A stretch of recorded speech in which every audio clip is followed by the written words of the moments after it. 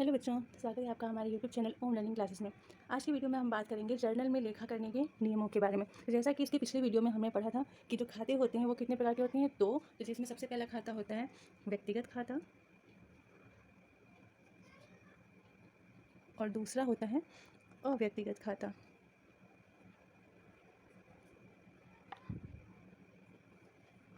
उसके बाद जो हमारा अव्यक्तिगत खाता होता है ये भी हमारा दो प्रकार का होता है। तो साधारण भाषा में तो हम लोग ये समझते हैं कि खाते जो होते हैं वो तीन प्रकार के होते हैं, लेकिन खाते जो होते हैं वो मेनली दो प्रकार के होते हैं, व्यक्तिगत और अव्यक्तिगत। और अव्यक्तिगत खाता बाद में जाके दो भागों में डिवाइड होता है, जिसमें कि फर्स्ट हमारा आता है वास्तविक खाता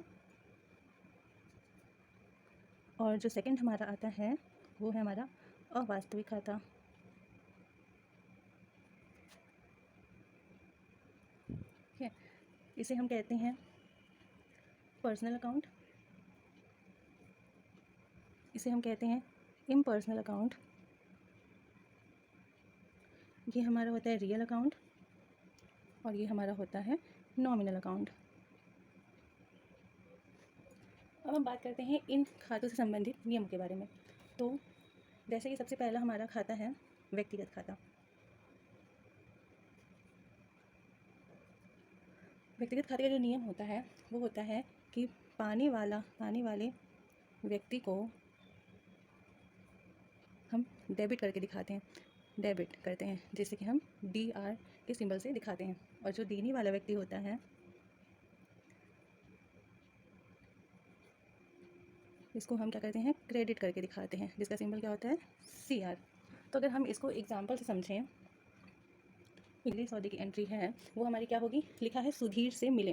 तो यहाँ जो सुधीर है उसको, उससे हमें क्या हो रहा है, उससे हमें मिल रहा है। तो जो राम है उसके लिए राम क्या होगा, देने वाला, यानी कि राम को क्या हो रहा है, सुधीर से मिला है, तो सुधीर क्या हो गया, देने वाला। तो हम लोग क्या करते हैं, हमारा नियम क्या है कि देने वाले व्यक्ति को हम क्या करते हैं, क्रेडिट करते हैं। तो यहाँ पे जब हम लोग जनरल एंट्री करते हैं तो जो क्रेडिट वाला व्यक्ति रहता है उसे हम टू से संबोधित करते हैं। यहाँ पे होगा टू सुधीर। और ये बात ध्यान देने के लिए है कि कभी भी अगर हम व्यक्ति विशेष का नाम लिखते हैं तो उसके आगे हम कभी भी अकाउंट शब्द का यूज़ नहीं करते। अगर हमें अकाउंट लिखना है तो यहाँ पे हम एपोस्ट्रोफी S लगा के तब अकाउंट लिखेंगे। तो ये हो गया, हमने क्रेडिट कर दिया सुधीर को, क्योंकि हमें सुधीर से मिले हैं और सुधीर क्या है, देने वाला, और देने वाले व्यक्ति को क्या करते हैं, क्रेडिट। तो हम सुधीर को क्रेडिट करके दिखा दिए टू सुधीर अकाउंट। अब यहाँ पे हमें सुधीर से क्या मिला है, कैश मिला है। तो इसके दो रूप, इस सौदे के दो रूप क्या हुए कि एक तो हमें नकद मिला और दूसरा रूप कि हमें किससे मिला। तो एक रूप हमें किससे मिला इसका तो एंट्री हम कर दिए, अब हमें क्या मिला है, तो नकद मिला, उसकी एंट्री करनी होगी। तो यहाँ पे हम कर देंगे कैश अकाउंट डेबिट। तो हमारी जो जनरल प्रविष्टि हो जाएगी वो होगी cash account debit to Sudhir account. ये हमारी पहले सौदे से संबंधित जो है वो जनरल एंट्री हो जाएगी। अब यहाँ पे जो बात है कैश अकाउंट की, इसके बारे में जो नियम है वो हम वास्तविक खाते के अंतर्गत पढ़ के समझाएंगे। फिर दूसरा हमारा जो सौदा है वो क्या है कि मोहन को दिए। अब राम जो है वो, राम की पुस्तकों में अगर हम एंट्री करें तो मोहन को दिए का मतलब क्या हो कि राम ने क्या किया, मोहन को दिया है। तो मोहन क्या हो गया, मोहन हमारे लिए पाने वाला हो गया, यानी कि मोहन को पैसा मिल रहा है तो मोहन पाने वाला हो गया।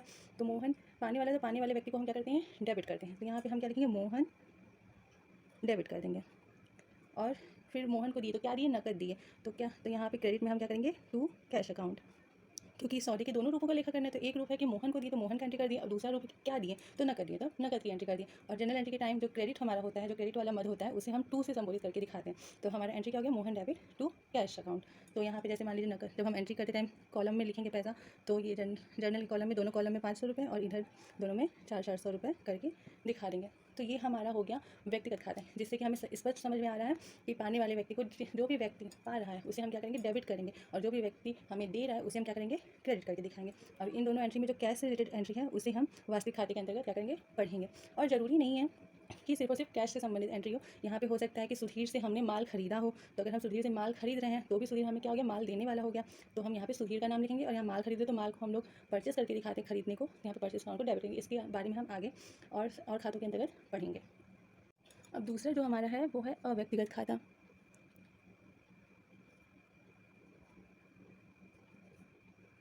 जिसमें हमारा फर्स्ट आता है वो है वास्तविक खाता। अब वास्तविक खाते का नियम क्या होता है, तो वास्तविक खाते का नियम ये होता है कि इसमें जो व्यापार में आने वाली संपत्ति या वस्तु जो भी हो उसे हम क्या करते हैं, डेबिट करके दिखाते हैं। और व्यापार से बाहर जाने वाली संपत्ति या वस्तु को हम क्या करते हैं, क्रेडिट करके दिखाते हैं। ये हमारे वास्तविक खाते का क्या है, नियम है। तो इस नियम को अगर हम एग्जाम्पल से समझें तो जैसे तो अगर हमें पहला जो हमारा सौदा है, मोहन से फर्नीचर खरीदा, कितने का, 1000 रुपये का। अगर हम इसके संबंध में एंट्री करें तो यहाँ लिखा है कि मोहन से फर्नीचर खरीदा, ठीक है। तो राम की पुस्तकों में जब हम एंट्री कर रहे हैं तो मोहन से फर्नीचर खरीदा, तो हमने क्या खरीदा, फर्नीचर। अगर हम कोई भी वस्तु खरीदते हैं, वस्तु या संपत्ति, तो वो हमारे व्यापार में क्या होगी, आएगी। और इसका नियम क्या वास्तविक खाते का, कि व्यापार में आने वाली संपत्ति या वस्तु को हम क्या करते हैं, डेबिट करते हैं। तो फर्नीचर क्या हो रहा है, वो व्यापार में खरीदने से आ रहा है, तो हम फर्नीचर को क्या करेंगे, डेबिट करके दिखाएंगे। तो यहाँ पे हो जाएगा एंट्री, जब हम करेंगे तो हम एंट्री करेंगे फर्नीचर अकाउंट डेबिट, फिर 2। अब क्रेडिट हम क्या करेंगे, तो किससे हम खरीद रहे हैं, मोहन से खरीद रहे हैं। ये चीज़ ध्यान रखना है कि अगर सौदे में किसी व्यक्ति का नाम लिखा है, किसी बाहरी व्यक्ति का, तो इसका मतलब वो सौदा नकद नहीं हुआ है। मतलब जैसे मोहन से अगर हम फर्नीचर खरीद रहे हैं तो फर्नीचर एक हम एंट्री कर दिए फर्नीचर खरीदने की, दूसरा मोहन से खरीद रहे हैं। यहाँ हम अगर अपने भैयों में नाम हम तब लिखते हैं जब वो सौदा उधार हो। अगर हमने फर्नीचर को नकद खरीदा होता तो हम यहाँ पर सिर्फ और सिर्फ लिखते हैं नकद फर्नीचर खरीदा या फिर फर्नीचर खरीदा, तब यहाँ पर मोहन के नाम की जरूरत नहीं पड़ती। चूँकि ये सौदा उधार है, क्योंकि यहाँ पे नाम लिखा है, तो इसलिए यहाँ पे मोहन से फर्नीचर खरीदा, मतलब मोहन से उधार फर्नीचर खरीदा है। तो पहले एक रूप जो है फर्नीचर खरीदने का, उसकी एंट्री हम कर दी। अब दूसरा रूप क्या है कि किससे खरीदे हैं, मोहन से खरीदे हैं। तो यहाँ पे मोहन से, अब जैसे व्यक्तिगत खाते में हमने क्या पढ़ा था कि देने वाला जो होता है वो क्रेडिट होता है। अब मोहन से हम खरीद रहे हैं तो मोहन हमें क्या कर रहा है, फर्नीचर दे रहा है, तो देने वाला व्यक्ति क्या होता है, क्रेडिट। तो उस हिसाब से मोहन को हम यहाँ पे क्या करेंगे, क्रेडिट करके दिखाएंगे। तो furniture account debit to Mohan, ये हमारी एंट्री हो जाएगी। मतलब ये इस सौदे में एक जो रूप है वो वास्तविक खाते का है और दूसरा रूप जो है वो व्यक्तिगत खाते से संबंधित है। हमें ये बात ध्यान रखनी चाहिए कि कोई भी सौदा हो तो वो सौदा चाहे तो एक ही खाते से संबंधित हो सकता है, चाहे तो 2 खाते से, और कभी कभी कुछ कंडीशंस में वो 3 खातों से भी संबंधित हो सकता है। तो जैसे यहाँ पर है कि मोहन फर्नीचर जो है वो हमारा वास्तविक खाते से संबंधित है, और जबकि मोहन जो है हमारा वो व्यक्तिगत खाते से संबंधित है। तो हमें सबसे पहले किसी भी सौदे को देख करके सबसे पहले इसमें हमें ये पहचानना होता है कि हम उस सौदे में से किन 2 रूपों का लेखा करेंगे। उसके बाद हमें ये देखना होता है कि वो दोनों रूप किस खाते से संबंधित हैं, और फिर ये समझने के बाद हमें ये ध्यान देना पड़ता है कि उस खाते के जो नियम है उसके आधार पर हम क्या करेंगे, अपनी पुस्तकों में क्या करेंगे, लेखा करेंगे। अब इसी तरह जो दूसरी हमारी प्रविष्टि है, तो दूसरी हमारी प्रविष्टि है कि श्याम को मशीन बेची गई है। तब यहाँ पे सबसे पहले हम किसका लेखा करेंगे, 2 रूप क्या क्या है, पहला श्याम और दूसरा मशीन। तो मशीन क्या हो रहा है, बेचा जा रहा है, यानी कि मशीन क्या हो रहा है, व्यापार से बाहर जा रहा है। तो मशीन हमारे क्या होगा, वास्तविक खाते के आधार पर क्रेडिट होगा। और श्याम को बेचा जा रहा है, तो श्याम क्या है, श्याम मशीन को पा रहा है, यानी पाने वाला व्यक्ति। तो पाने वाला व्यक्ति क्या होता है, डेबिट होता है। तो हम यहाँ पर एंट्री क्या करेंगे कि Shyam debit to machine account. Okay, यहाँ का जो प्राइस है 1000 और यहाँ का 5000। सेम इसी तरीके से जो हमारा तीसरा सौदा है, तीसरा हमारा है नकद माल खरीदा। अब सेम माल जो होती है वो किसी भी व्यवसाय या व्यापार की संपत्ति होती है। तो माल जब हम खरीदेंगे तो वो हमारे व्यापार में आ रही है, तो जब माल आ रहा है तो इसे हम क्या करेंगे, डेबिट करेंगे। और नकद माल खरीदा यानी कि हमने पैसा दे करके माल खरीदा, तो पैसा भी व्यापार की संपत्ति है, तो नकद हमारा क्या हो रहा है, व्यापार से बाहर जा रहा है। तो इस कंडीशन में ये जो नकद है और ये जो माल है, ये दोनों ही वास्तविक खाते से संबंधित है। और वास्तविक खाते का नियम है, आने वाले को डेबिट और जाने वाले को क्रेडिट करते हैं। तो माल खरीद रहे, माल आ रहा है तो इसे डेबिट करेंगे, नकद दे रहे हैं, नकद जा रहा है तो इसे हम क्या करेंगे, क्रेडिट करेंगे। तो एंट्री जो हमारी हो जाएगी वो होगी कैश अकाउंट डेबिट टू, अब आई एम सॉरी, जो हमारी एंट्री होगी वो होगी परचेस, यानी माल खरीद रहे हैं ना, तो माल खरीदने को हम लोग अपने अकाउंट्स में अपनी बहियों में परचेस के रूप में दिखाते हैं। तो परचेस अकाउंट डेबिट टू, नकद खरीद रहे हैं तो टू कैश अकाउंट। इसका प्राइस कितना है, 1000। ये हम इसके इन दोनों के सामने दिखा देंगे। इसी प्रकार हमारा जो चौथा सौदा है वो क्या है, नकद माल बेचा। अब अगर हम माल बेच रहे हैं तो इसमें भी 2 रूप क्या है, पहला तो नकद और दूसरा माल, और ये दोनों ही व्यापार की संपत्ति हैं, तो ये दोनों ही वास्तविक खाते संबंधित हैं, तो इन दोनों पे वास्तविक खाते का नियम लगेगा। तो माल बेच रहे हैं तो माल व्यापार से जा रहा है तो इसे क्रेडिट करेंगे, और नकद माल बेच रहे हैं यानी कि नकद हम ले करके तब बेच रहे हैं माल, नकद व्यापार में आ रहा है तो इसे हम डेबिट करेंगे। तो एंट्री जो हो जाएगी वो होगी हमारी कैश अकाउंट डेबिट टू, अब माल बेचने को हम अपने बहियों में सेल्स करके दिखाते हैं, तो यहाँ पे रहेगा सेल्स अकाउंट। इसका प्राइस कितना है, 500 रुपये। तो ये हमारी वास्तविक खाते से संबंधित नियम और एंट्री हुई। अब लास्ट में हमारा जो खाता है वो है हमारा अवास्तविक खाता, जिसे कि हम नाम मात्र का खाता भी कहते हैं, अवास्तविक या नाम मात्र का खाता। अब अगर हम बात करें इसके नियम के बारे में, तो इसका नियम होता है कि व्यापार की जो भी व्यय और हानि होती है, व्यापार की जो भी व्यय और हानि होती है उसे हम डेबिट करते हैं, और जो भी आय और लाभ होता है उसे हम क्या करते हैं, क्रेडिट करके दिखाते हैं। ठीक है, तो इस हिसाब से अगर हम इसे एग्जाम्पल के तौर पर समझें तो जैसे 500 रुपये के, ठीक, तो ये अगर इन्हें हम दिखाया जाए तो पहला जो सौदा है हमारा वो है क्या, वेतन दिया। अगर हम वेतन दे रहे हैं तो वेतन देना किसी भी व्यापार के लिए क्या होता है, व्यय होता है। तो वेतन क्या हो गया, व्यय हो गया, तो हमारे नियम के हिसाब से व्यय को क्या करते हैं, डेबिट करते हैं। तो हम क्या करेंगे, सबसे पहले व्यय यानी कि वेतन को, यानी कि सैलरी, इंग्लिश में क्या कहते हैं, सैलरी अकाउंट को हम क्या करेंगे, डेबिट कर देंगे।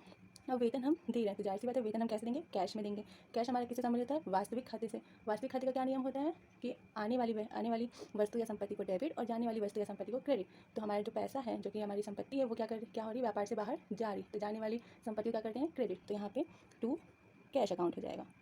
यानी कि वेतन दिया कि सिंपल एंट्री क्या होगी, salary account debit to cash account. Salary क्योंकि ये व्यय है तो व्यय को डेबिट किए, कैश संपत्ति जो कि बाहर जा रही है तो इसे क्रेडिट किए। ये जो हमारा खाता है ये हमारे इस सौदे में दो खाते हैं। जैसे पहला वेतन ये हमारा अवास्तविक खाते समेत है और दिया का मतलब नकद दिया तो नकद हमारा वास्तविक खाते समेत। तो उन दोनों खातों के नियम के आधार पर हम ये एंट्री करेंगे। अब इसके बाद हमारा दूसरी एंट्री क्या है, कटौती मिली। कटौती मिली यानी डिस्काउंट अगर हमें मिला, तो जैसे कि सब जानते हैं कि अगर हमें डिस्काउंट मिल रहा है तो वो क्या है, हमारे लिए फ़ायदा है। तो व्यवसाय की मतलब एक तरीके से वो क्या है, इनकम है। तो इनकम यानी कि आय है, तो आय को हम क्या करते हैं, क्रेडिट करके दिखाते हैं। अब मिली तो कटौती हमेशा नकद में ही मिलती है, तो नकद मिल रहा है तो यानी कैश हमारे व्यापार में आ रहा है। तो आने वाली चीज़ को वास्तविक खाते के हिसाब से क्या करते हैं, डेबिट। तो इसमें हम क्या करेंगे, cash account debit to discount. कटौती क्या कहते हैं, डिस्काउंट अकाउंट। कितना, 500 रुपीज़। तो ये हमारा जो है ये आय व्यय लाभ हानि संबंधी जो है वो हमारी एंट्री हो गई। तो उम्मीद है कि आपको खातों के नियम की जानकारी जो है वो अच्छे से हो गई होगी, आपको बहुत ही अच्छे समझ में आया होगा कि खाते क्या होते हैं और उनके नियम क्या है और उनके नियमों के आधार पर हम अपनी जनरल प्रविष्टियाँ किस आधार पर करते हैं। तो इसी के साथ आज का वीडियो यहीं पे समाप्त होता है। इससे संबंधित कोई भी क्वेश्चन या क्वेरी होगा आपका तो आप हमें कमेंट बॉक्स में कमेंट करके ज़रूर बताइएगा। तब तक के लिए देखते रहिए हमारे यूट्यूब चैनल ओम लर्निंग क्लासेस, और देखने के लिए thank you so much. And अगर आपको वीडियो पसंद आए तो लाइक शेयर एंड सब्सक्राइब करना बिल्कुल भी ना भूलें। बाय।